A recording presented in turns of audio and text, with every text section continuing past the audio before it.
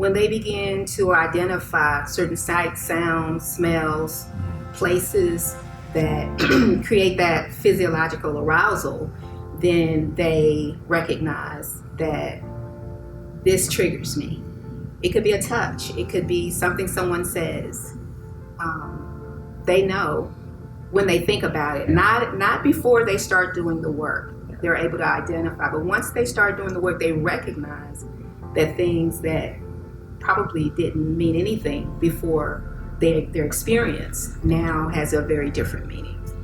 It takes a lot of courage, not only to identify the triggers, to learn the skills, to do the work, but it also takes a lot of courage to seek help, to acknowledge the fact that you have a problem in recovery and you need help. That takes a lot of courage. Sometimes it takes a while. Sometimes we're talking months, years? We're talking sometimes months, sometimes years. I mean, again, deteriorating relationships, relationship problems, difficulty functioning every day. A lot of times you're in denial and you don't see those things as problematic. But those people who are in your life are the ones who sometimes are able to point out that you're not the same, you're different. And sometimes that's what it takes in order to get someone to recognize that they're at a place where they really need to get help. And it's available.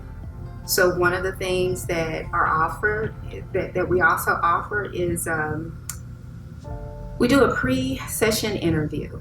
So it's individual, and we talk about exactly what you and I are talking about now. We don't talk about the specific details of the traumatic experience because that's not what's keeping you stuck.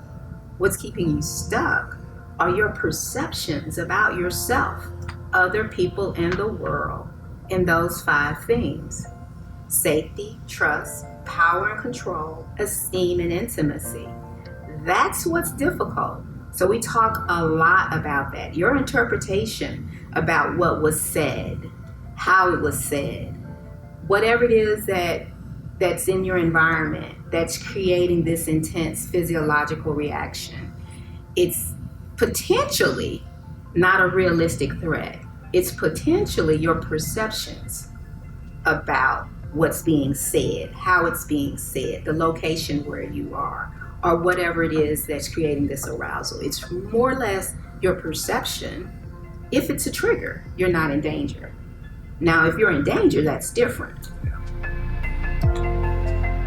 Healing is that ability to instinctively do the work, know that you're doing the work, and to have healthy relationships and to live a life that is not that is not just overwhelming based on these negative perceptions about yourself, about other people. To live a life where you see yourself as healthy, where you're setting goals, you're achieving your dreams, you're living out whatever it is that you feel is your purpose. That's healing. And you realize that what happened to you did not stop you. It did not break you. It happened, but yet you're continuing to thrive. That's healing. That's what healing looks like.